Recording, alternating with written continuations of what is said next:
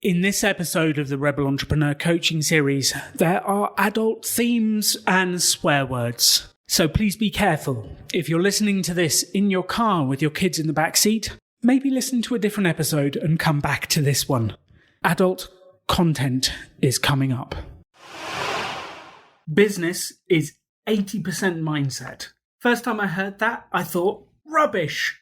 It's not mindset. Just tell me what to do.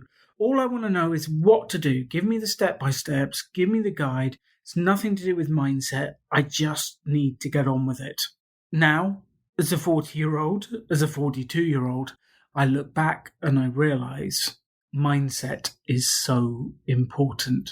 Getting yourself in the right state in the morning, being able to take action, making things happen continuously, and dealing with the doubters, the problems, the setbacks, the things that happen, and staying positive in light of it all. Welcome to the final episode of the Rebel Entrepreneur Coaching Series with Jaymie, which is all about the mindset. The extraordinary belongs to those that create it. Rebelling against business plans and debt, rebelling against what society expects of us to build cool businesses, make money, have fun, and do good. Let's create something extraordinary together. Welcome to the Rebel Entrepreneur. So this is the final episode of the Rebel Coaching Series with Jaymie. Welcome back to the show, Jaymie. Hi, Alan. How are you? I've been both looking forward to this and also a bit sad that it's our last episode of this series because, well, they're being released as we record this and we need to record this and edit it to finish like when it comes out. So it's kind of crazy. Time has flown by. Yeah. How do you feel? Yeah, time's fucking flown by. The last one we did could have been the last one. I think like we did a real wrap up of things and not too much is different. Well, actually lots. That's a big lie. Tons is different. Oh, God. I don't know why I fucking said that. It could have been the last one, but it was nice. I just didn't feel like it was a good completion. And I thought like somehow magically in like a couple of weeks, I'd finish everything up. If anyone's just tuning in for the first time, maybe go back and listen to just the last one before this. If this is your like, I'm just going to pick up on Jaymie right at the last episode, see what happened. Like last week was on a very special episode of the Rebel Entrepreneur. So a lot of emotional things and probably a lot of emotional things once again, because yeah, it's just lots of stuff. I'm going to stop babbling. Yes. Why don't you talk? You talk, Alan. So let's sort of have the update. Let's step away from the Kickstarter and the project because you found a new job, haven't you?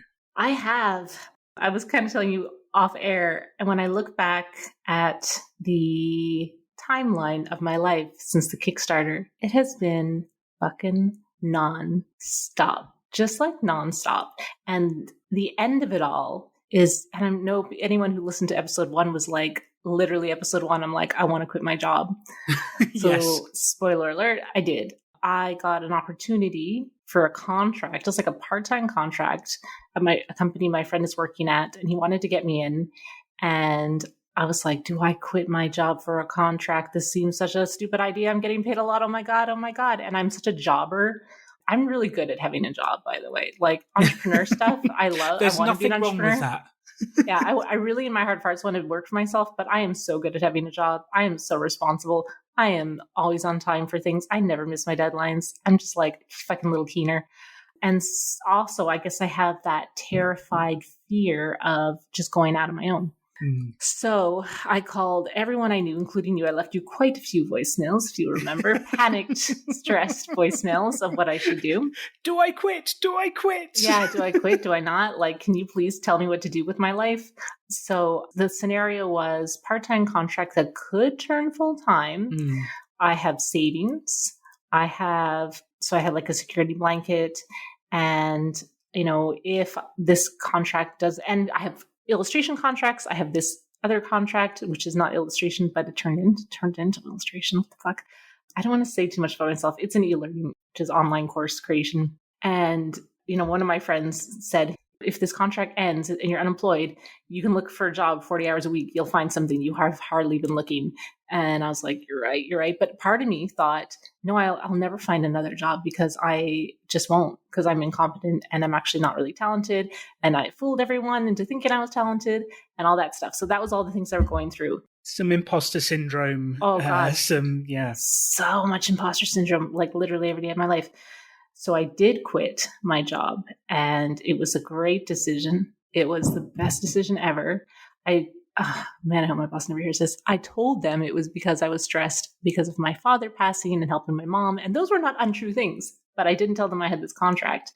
Well, spoiler alert, the contract was going to maybe turn full-time, maybe by the end of the year. Within a month, I've been hired full-time with higher salary than my last job. Wow. Within a month, higher salary than my last job. My first contract there, is me drawing. I get to draw their client as superheroes. What the fuck, Alan? What the fuck? And they're amazing drawings. I love that. And they love them. They fucking love them. Today in the client call, the client was using my background that I drew as her team's background. I was like, whoa. So they loved it. Well, I think it's really interesting because I don't think we've ever touched on this in the podcast before, but if you run a mini experiment, if you dive into entrepreneurship and have a go in your spare time, you will learn stuff like skills, ideas, ways of saying things. It changes you as a person. It cannot help but change you as a person. And then those skills you develop, if you've still got a job, will directly help there. There is a direct thing. And it's unbelievable. Quite often people come on the Rebel Business School courses and we see a large uplift, not just in self-employment and businesses started, but in employment as well. And just learning the skills of sales, marketing, even it just helps you to talk to the different departments and the managers because you're like, I know what you're going through. I have marketed stuff before. I've done that. And it completely changes the way you do things. And I always say, there's no right or wrong answers in life. And I think sometimes when people feed back to me what they've been up to, they're like, oh, I'm really sorry, Alan, I took a job. I don't care. Are you happy? Are you making money? Are you happy? That's all I care about. And I don't think there's anything wrong. Some employers and bosses are phenomenal and they harbor cultures of confidence, creativity. They look after you. Some workplaces are septic. And if you find the right one, if you find the right job, you can make money doing anything. And the same is true with jobs. I'm always constantly surprised. You've got a job doing what? Someone pays you to do that?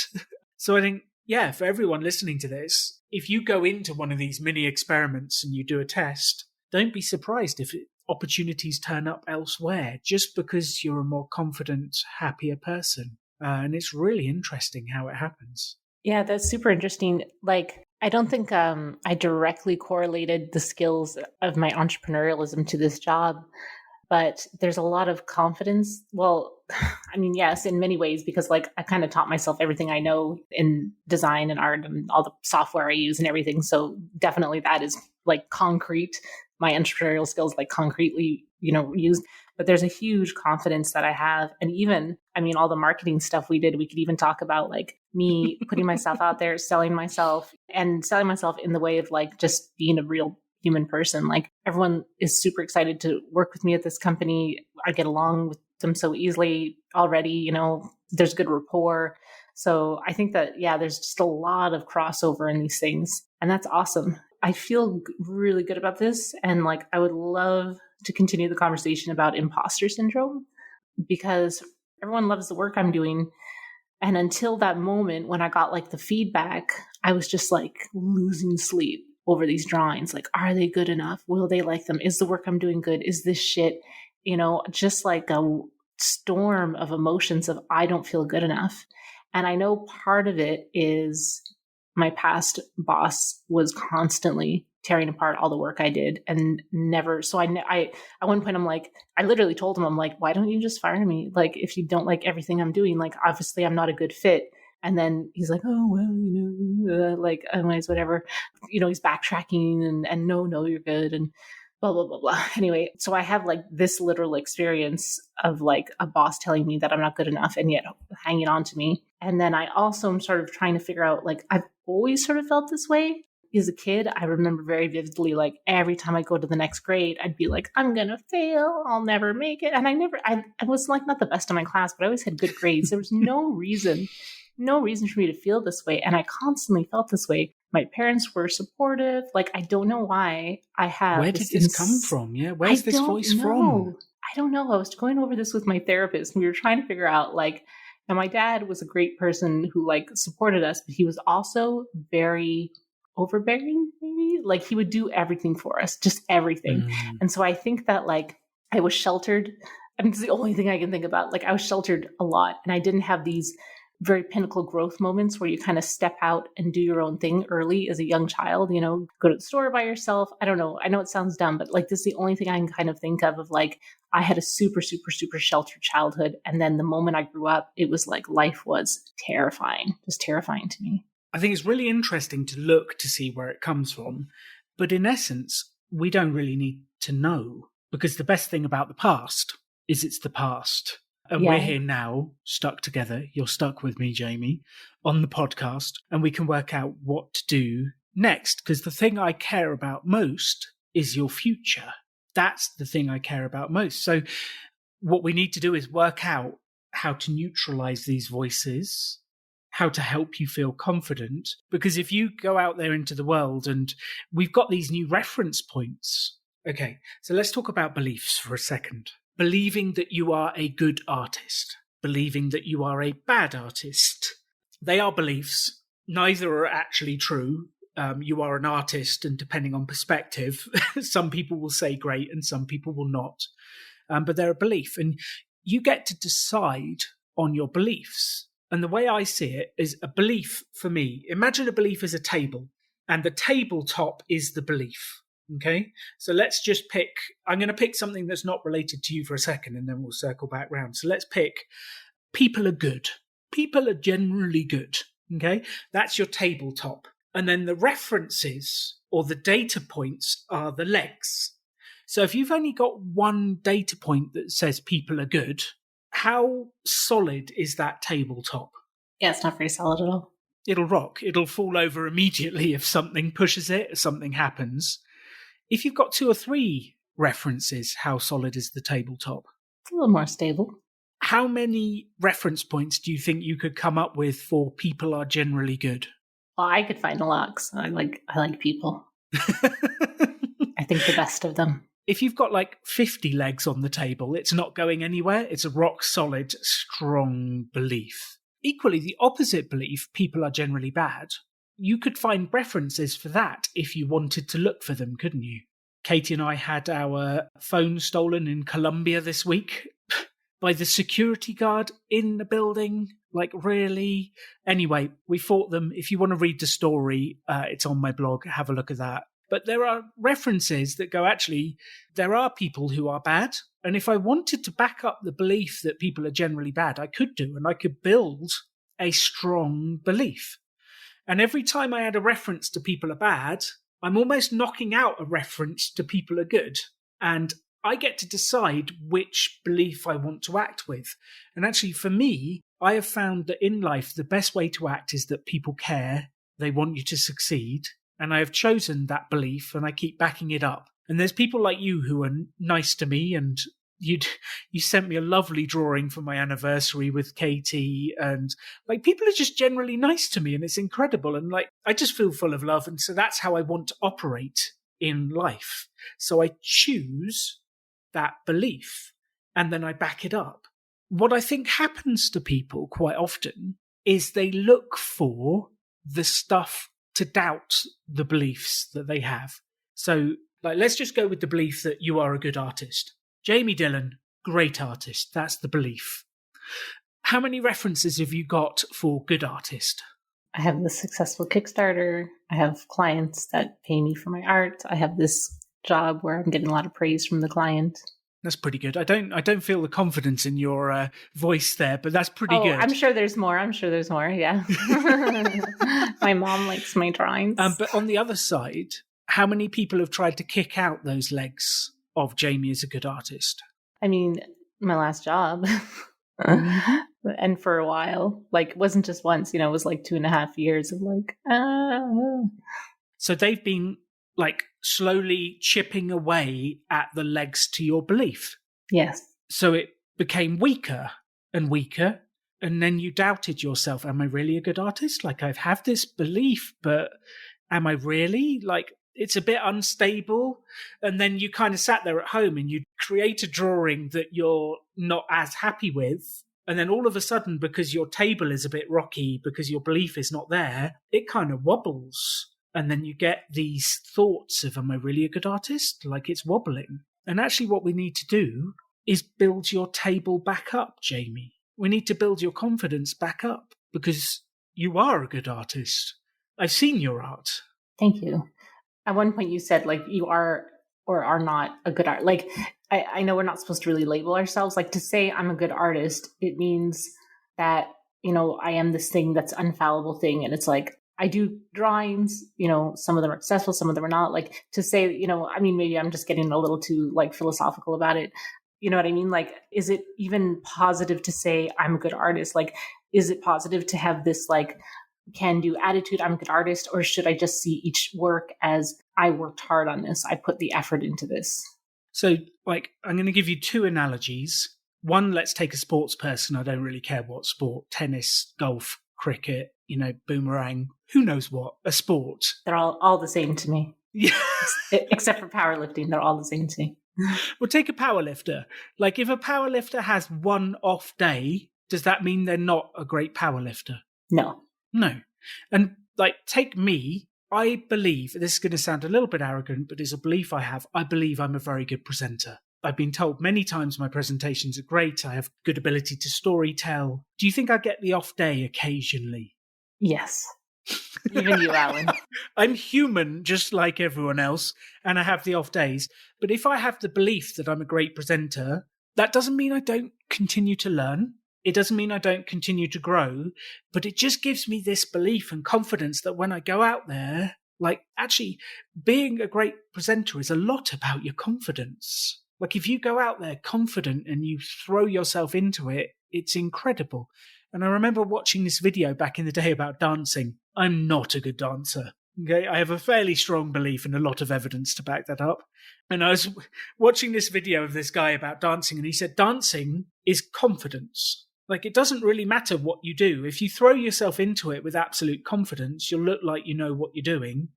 And he did a nervous dance, and I was like, oh wow, I can see you're nervous. And then he did a confidence dance, and his dancing technically was probably dreadful, but he looked like he was having fun. He looked cool. And confidence is such an element that I don't think we really explore enough. And the belief that you're a good artist, I don't think it's arrogant. I don't think it's bad. It doesn't mean you won't have the off drawing every now and again where your perspective in the buildings in the background is wrong or whatever. It doesn't mean it won't go wrong every now and again. It just means that you feel confident that you'll have another go. And I feel confident I can have another go and I can put myself out there. So I believe that, and this is a belief about belief, I believe that the beliefs are incredibly useful to keep you going forwards positively. Doubting yourself, like, let's have a look at this a slightly different way. How long do you spend doubting yourself each day, Jaymie? Quite a bit, Alan. Quite a bit. Maybe we could put some minutes on this. Like, is it once an hour for 10 minutes? Is it... Let's see. I mean, once an hour for 10 minutes would be nice. I guess it's like, I'm having a good day. But let's say, like, while I'm working on something, I'm constantly disliking the work I'm doing, unsure if it's like, I'll sometimes finish work. I had a day this week where I finished my work and I looked at all the drawings I did and I'm so lame, but I cried because I'm like, these are so nice. No, it was good crying, but I cried for bad things too. Good crying, yeah. Sorry. No. But like, I know, because I've already told you I do cry for bad drawings. I literally do. Like, I have moments where I'm working and the drawing isn't working out and I cry. And then I had a moment where I looked at all the work. I had such a productive weekend last weekend, and I did work for work. I did client work. I did my comic, and I was like, I did so much. And I was so happy because I think we've talked about before, like my single motivating purpose is like to create art and stories that help draw people together and give them purpose and meaning in their lives. So when I am doing that, it's like I'm literally living my purpose when I'm creating art and stories that are effective and attractive and beautiful and that are good. So I don't know, it's working. I was so happy, and I started to tear up because I was like, I'm living my purpose. But then like within a day, I'm back to questioning. Like that moment is so fleeting, the moments of good. And there's almost like, I don't feel like I deserve this happiness. That's why part of me always feels like the bottom is going to fall out of things. Like I just don't deserve this happiness. And I know, like, I agree with you. Like, here I am trying to look at the past, like what's the source of these feelings? And I agree that like this sort of over psychoanalyzing ourselves isn't really necessary and or useful. I do think there is something useful at finding the source of it, not to say this is where the source is, and so thusly I will never change, but more like this is the source. Understanding. Understanding. And then I can start to break apart that, knowing where the source was. But I don't know if there is always a source. Like I just know even when I was a kid, I was depressed. I still had this feeling. I felt like the world is such a bad place. Why don't I deserve to be happy? I think a lot of this ties together with, why I feel like I'm not allowed to live my dreams and have like a good, satisfying life. Whew, there's a lot there. I'm going to come back to the satisfying life bit in a second. How many hours do you think a day do you spend doubting yourself? Let's say on a good day. Yeah, I will say on a good day, I spend like maybe an hour split up through the day. And on a bad day, it could just be like all day, maybe like, I don't know, half of my day, a third of it. That seems excessive. A fourth of the day doubting myself. So we say on average 2 hours a day. Let's do that. I mean, if we're going to put a time to my doubt, which I've never done, which is an odd question, let's say two. Let's just. I'm full of odd questions for you. Let's just randomly say, sure, I doubt myself 2 hours a day, split into 10-minute increments over the course of the day. So that's 14 hours a week. Okay. And then 14 times 52. So we're talking 728 hours a year. Of doubt. That's a lot. It's a lot of doubt. 728. Let's say you like 8-hour working day. That's 91 working days a year doubting yourself. Imagine what else we could do with that time. What else could you do with that time? I'm shaking my head knowingly, like, yeah, I hear what you're saying. What else could I do with that time? The things I could do. The things I could do with that time. We could have fun with that time. We could have fun with that time. I could get projects done. I could go for more walk. Like, there's just so much I could do with that time. It's interesting, isn't it, when you look at it from a slightly different perspective? Yeah. And then we get back to it's your life. This is your life, and you get to choose how you spend it. Most people don't think you get to choose how you spend it. They're like, well, that's the way I think. That's it. That's just it. And I kind of have a different point of view. You get to decide.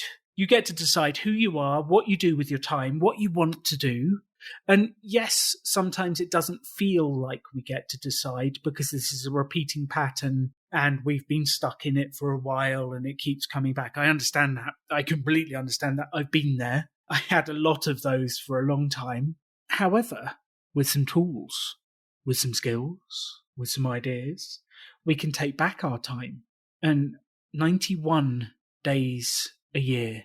Like, seriously, what would you do? 3 months. What does that What really would you do? Jesus. Do another comic, that's for sure. Maybe run another Kickstarter if I ever finish this one. There's like an entire new Kickstarter, or an entire new one a year.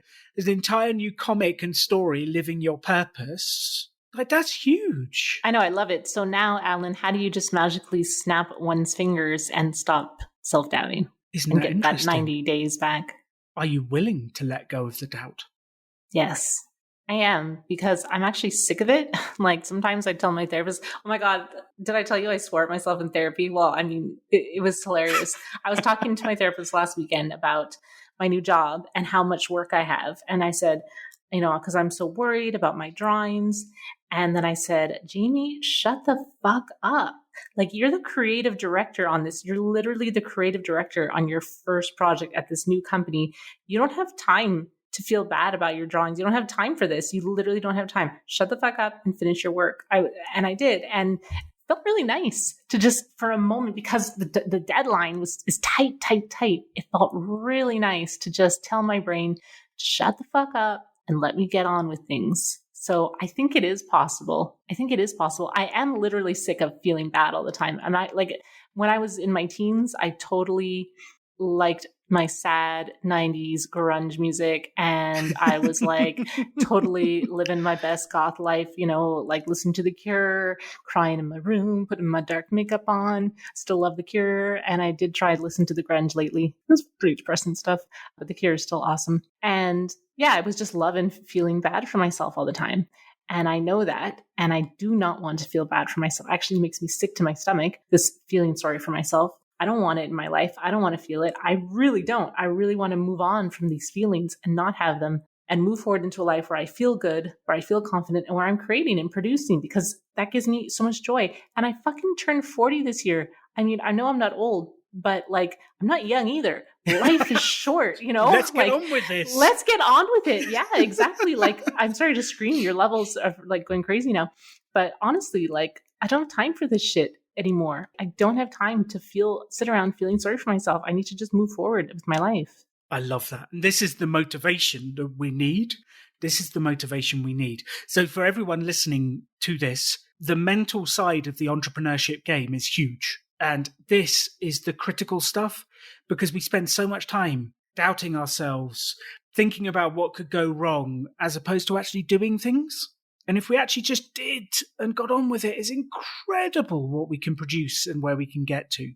Before we let go finally, Jaymie, there's something called secondary gain, which I don't know if you know about. But secondary gain is we indulge in behaviors that we don't actually enjoy, but secretly we're getting something out of it. So when someone is overeating and they feel guilty and they know they should stop, what might they be secretly getting out of the overeating? Well, as an overeater myself, I can answer this one for you. Well, when I overeat from stress, it tastes good, right? It tastes good. And so for that moment when I'm like enjoying the peanut butter straight from the jar, I'm not thinking about my problems. I actually feel better. It's very short-lived. It's as long as the peanut butter's in my mouth. And then once I'm done, I feel terrible because I ate like so many, like every tablespoon of peanut butter is 100 calories. So FYI, if you're eating it from the jar, my God. So then I feel super bad after and super guilty. But there is a temporary release of pain from this physical enjoyment that I'm getting. Yes. And there may be other benefits as well, such as significance. Like, oh, look at me, I'm sad, I have to overeat. And then you feel significant to other people. There's all sorts of things it does for us. And so your doubt is trying to do something positive for you, and you're probably getting something out of it as well. So part of this is figuring out how to fulfill your needs in a different way. Do you get significance out of talking about your doubt? I think so, because in this sort of weird, angsty artist way, feeling sorry for myself. And like I said, like when I used to enjoy that depression, yeah, I definitely got something from it. And like my therapist had even mentioned that I have an addiction to this dopamine high of stress and anxiety, causing myself that, like, I get a short-lived one from positive experiences, but then it goes away.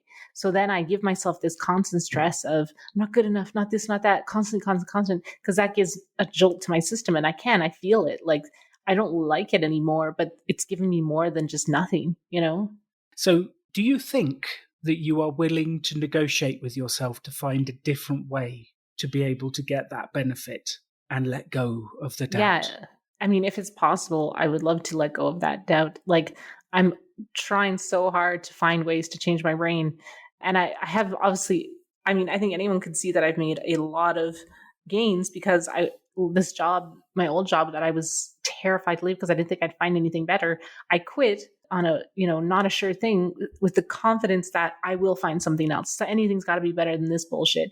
So certainly I know that I have improved, that I can improve, that I have been able to change my thinking. I sometimes feel like it's 2 steps forward, 1 step back though. At least it's not 2 steps back, 1 step forward, but I do feel like always kind of going backwards a little bit. And I wish that I didn't have to have so many of those step backs. Yes, I think we all wish we didn't have to have quite as many steps back. It happens to the best of us. I think what we need to do is find a way to satisfy that part of you that needs this in a more positive way. And to give you the extreme example, if you think about gamblers who are really gambling and really going into debt, they know they're messing up their life, but they're on the high of finding that one next win and the next thing, and they get something out of it, but they know it's costing them their family, their future, and everything else. And it's really interesting how these things happen. So if we look at the 6 basic human needs, we look at variety. People want variety. People want connection. I need to connect with other human beings. People actually want security or things to stay the same, which is actually quite often directly opposed to variety. Like, I need things to change, but I want security and things to stay the same. And then you look at the 4th, significance. Does gambling give you significance? Because you can talk about your wins, because you can talk about your losses. It gives you huge significance. Does it give you variety? Yeah. It's different every single time. Does it give you security? No. Well, you know there's going to be a result every time. So in a strange way, it gives you you will get an outcome every single time. Does it give you connection? To other gamblers. Sometimes. And actually, anything becomes addictive when it fulfills at least 3 of those human needs. So if you get variety, if you get certainty, if you get connection, if you get significance, then you can actually get addicted to a behavior. Overeating, does it give me variety? Yeah, there's all kinds of things you can eat. all the nut butters I could eat, Alan. Almond, cashew, peanut, hazelnut. Does it give me certainty of a feeling? Yeah, definitely. Mm-hmm. Absolute certainty gives me that feeling. Can it give me significance? I don't know. How would you say that? Look at me. I'm overeating because I'm stressed and working hard and I'm important. And yeah. Or like for me, I'm like, I work out so much, so it's okay that I'm overeating today because I'm such a hardworking like power lifter, blah, blah, blah. Significance. So suddenly you're addicted to it. And it's really interesting how we get addicted to these 2 things. These things through these human needs and looking at it like that. And then the final 2 human needs, which I've kind of left off the list because these are some of the positive human needs of growth. Like, people get addicted to growth. Do you get growth out of going to the gym, Jaymie? Getting my fucking gains, yeah. So you've got growth going to the gym and working out. Do you get significance? Yes, definitely. I'm super awesome, strong, hot person. Super significant stuff. And you get certainty? Yeah, because, well, I have my routine all planned out. I know what to expect. I know what numbers I want to hit. There's definitely a certainty there. So you've got yourself addicted to the gym. There's a positive addiction. Yeah. And it's really interesting. And then the final one is contribution. Mm-hmm. Contribution is, I felt like I helped someone. I have a need to help people. I felt like I've given. I felt like I've done at work. People are proud of me. Like, I felt like I've contributed. Yeah, actually, it's funny because I am even meeting with a friend tomorrow to give him a training plan for free just because he's my friend. I want to help. I do give my friends a lot of fitness advice. So there's definitely a contribution side to that as well. That's really funny.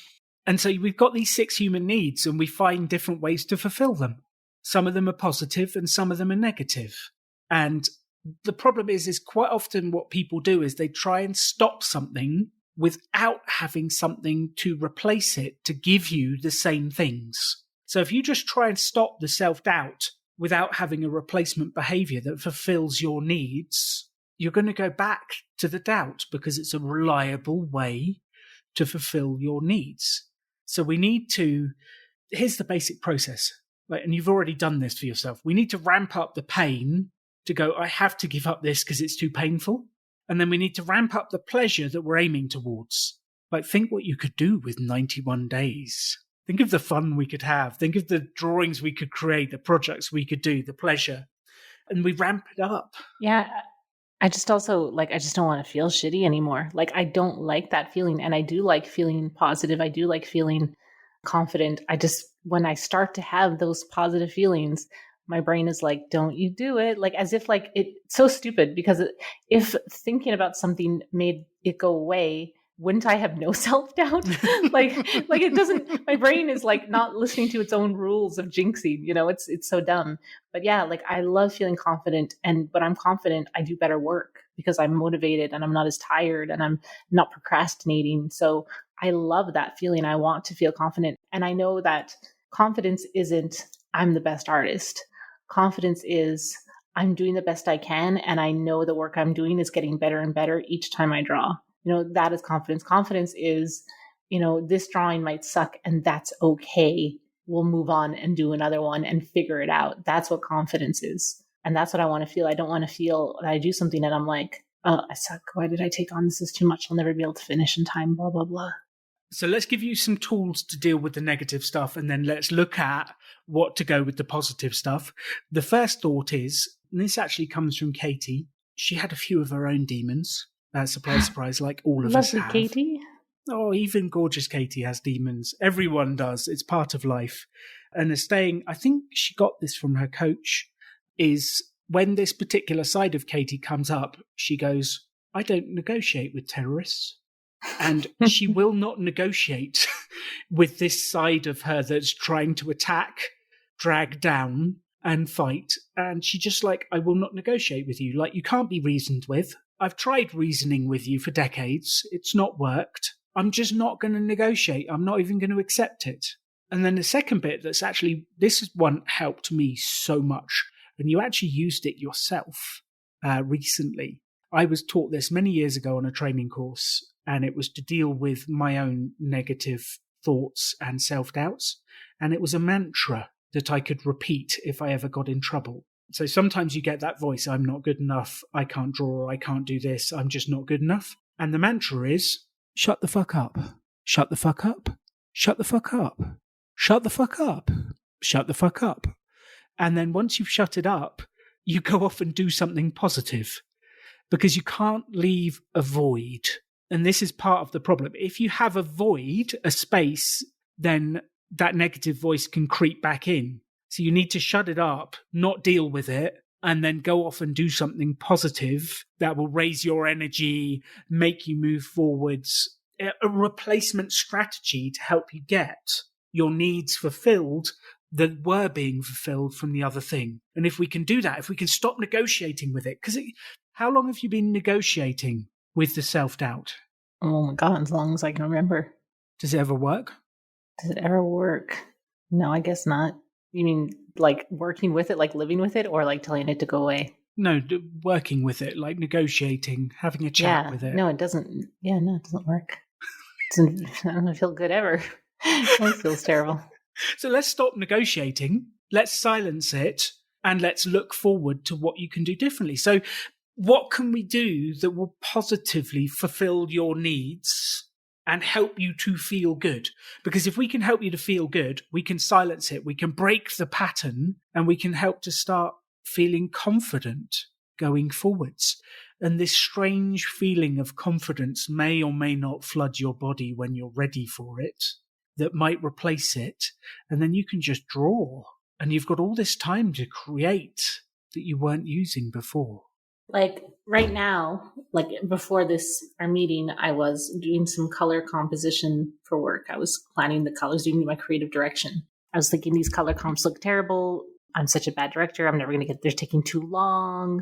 They're not even that nice. And then I started to spiral. Do I just tell myself to shut the fuck up? I don't know. What's the next step?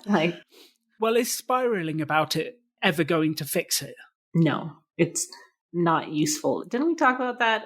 I had once learned that very special phrase, is this useful? No. Is it useful to tell myself I'm not good? No, it's not useful at all, because I already have the job and it has to get done. So it doesn't matter really what I think. I still have to do it, and I have to figure out a way to do it. And it's not useful to think I'm not good. And anyways, they're not even probably that bad. Oh, see, it feels weird to even say that though, Alan. It feels weird to be confident. It feels weird to be confident.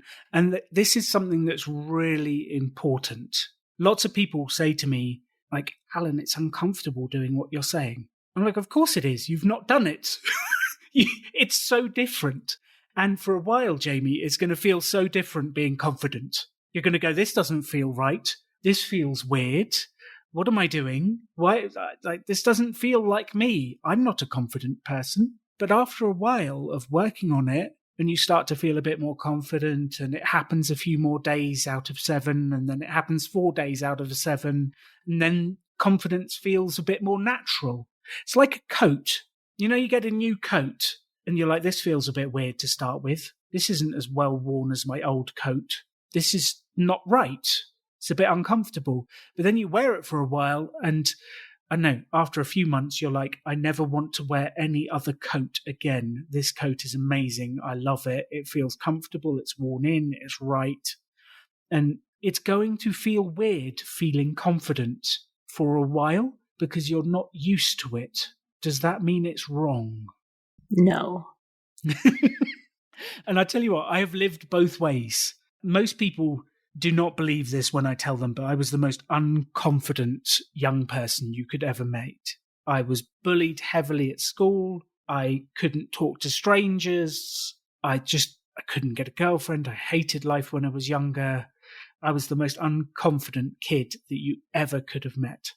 But somewhere along the line, I decided that life wasn't for me. I don't want to live like that. I want to live confident. Then I started to try on confidence, and I tested it out. I wore it for a while, put it in my wardrobe. It was like, oh, confidence is a bit weird. I feel a bit strange. And now, like, confidence is my favorite outfit. Like, if I'm going to get dressed up in the morning, I want to wear confidence and happiness, like the best clothes you could possibly wear. And I go out there into the world, confident, happy, bumbling along the street in the sunshine, having fun, just living life. And what a wonderful way to live.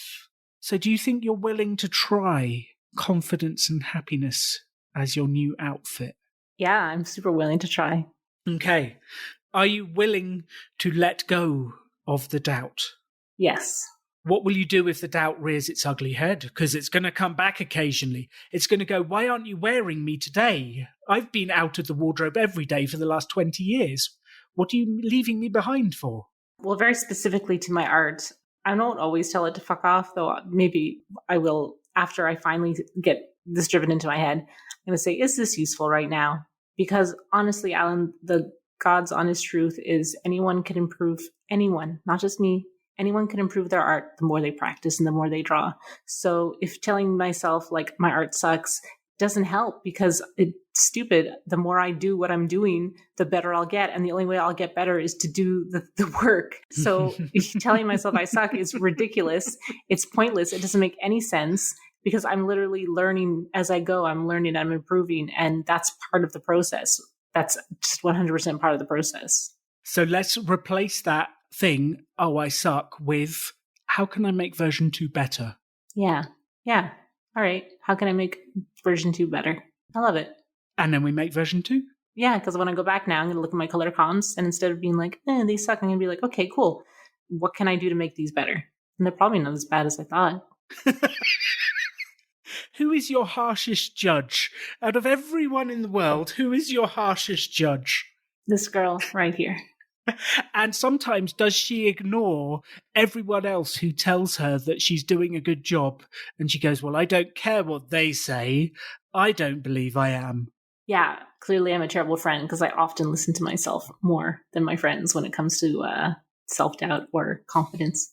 It's really interesting. Some of the stuff I say to Katie, we've had a few arguments over the years, and I said to her, if she treated herself, like if anyone else treated Katie the way she treats herself, I would have fought them by now. Like if anyone else treated her as badly as she did, I would have taken them outside. I would have had a fort. I would have battled them. I would have got a restraining order.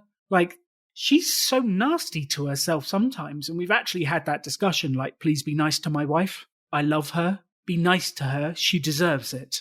And it's fascinating how badly we treat ourselves. And what I would love to say to everyone out there, including you, Jaymie, is be nice to yourself. You're lovely. treat yourself with respect, treat yourself with care, look after yourself. You're awesome. Let's be nice to you. Do you think you could be 27% nicer to yourself this week for me? For you, Alan, I'll be 28%. Which then brings the question, how are you nicer to yourself? What does this actually mean? This means when I think my drawing is bad, I say, is this useful? No. The whole point is that I'm improving and I'm getting better, and these drawings are better than the last ones. And one bad drawing doesn't mean that I can't draw. Nobody posts their worst art online. Everyone posts their best. So you can't compare yourself. Exactly. You can't compare yourself. It's like comparing yourself on Instagram. If I looked on Instagram at everyone's pictures, I think everyone would be living their best life in champagne and jets and stuff like that. And if I compared myself to that, I would not do it. But that's comparing my worst moments to their best moments. That definitely does not help. And let's say do you have any artist friends? Quite a few. Okay. You don't have to tell me who, but imagine one of them that you particularly like. Got him? Done. Okay. If anyone spoke to that person like you speak to yourself, what would you do to them? Oh my God, I'd be so fucking mad at that person. They're such a fucking idiot for saying that. They're wrong. I know idiot's not a nice word. They're such a jerk, and I would tell them so. Or I'd tell my friend to just ignore them. I love that your line on language is idiot. Well, because it has like historical use and all this stuff.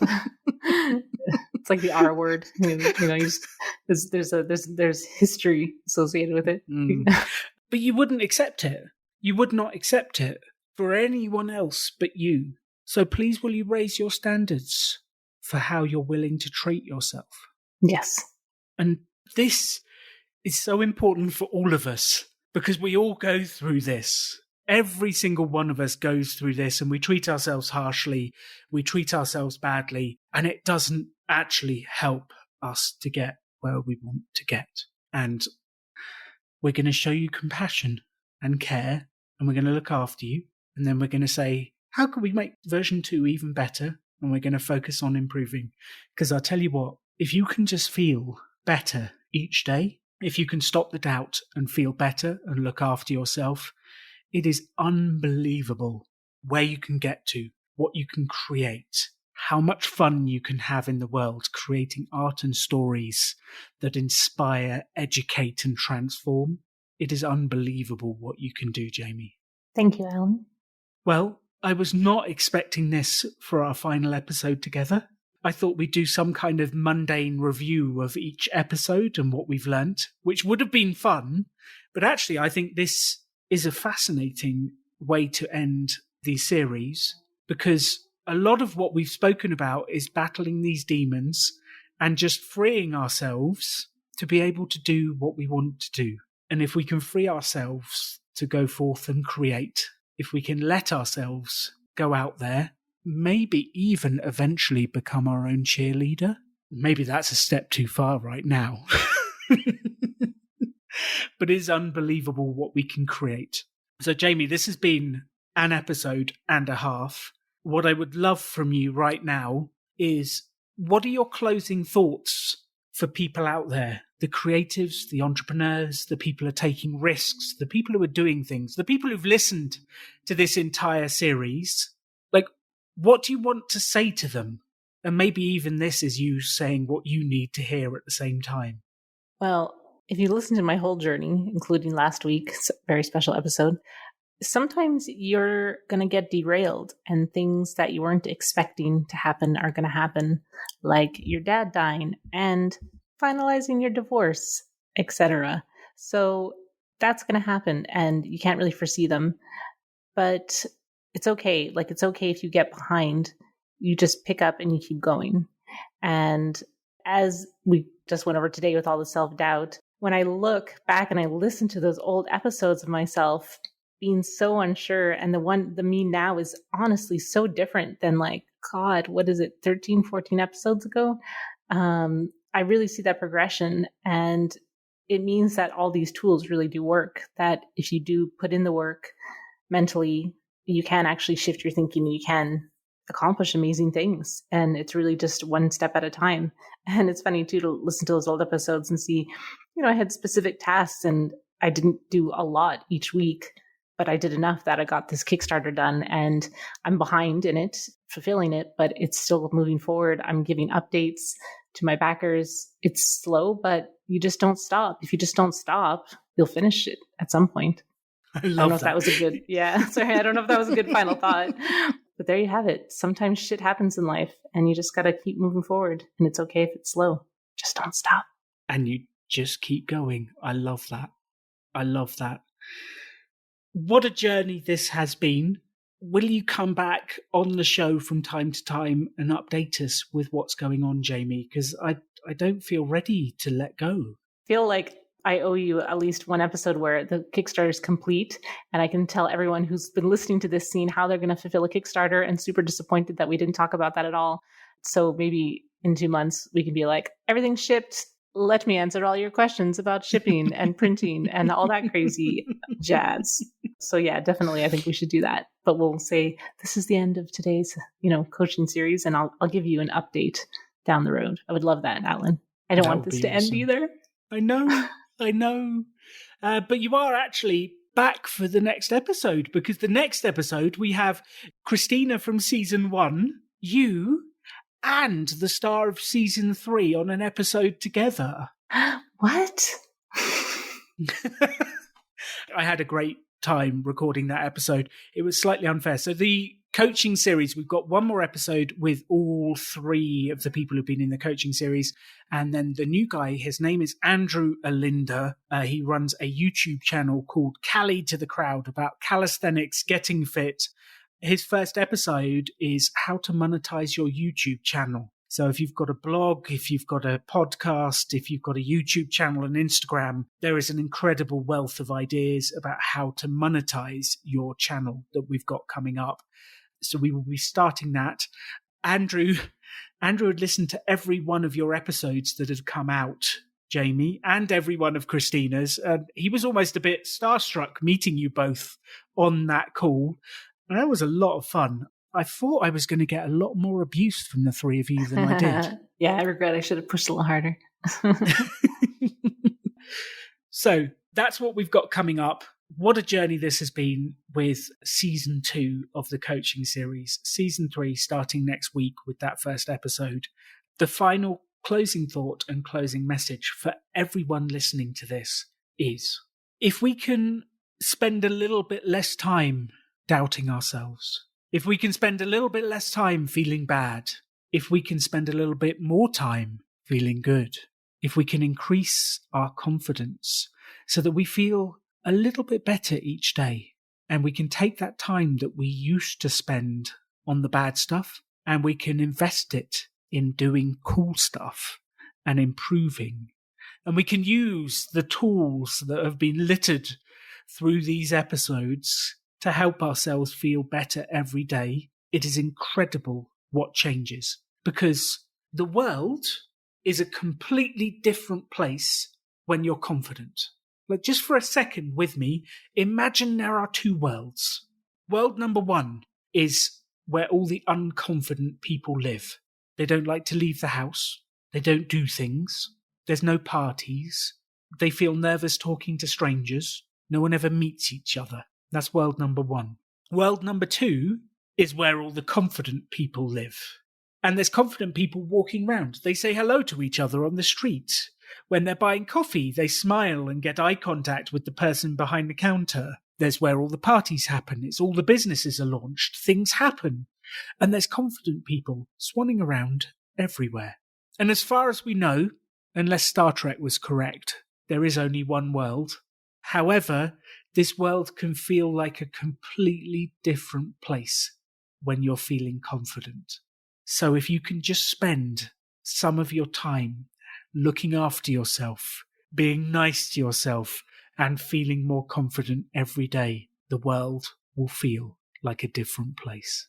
So please, spin that feeling of confidence, take it out there, go and build an extraordinary life. And thank you for listening to the Rebel Coaching Series with Jaymie and I.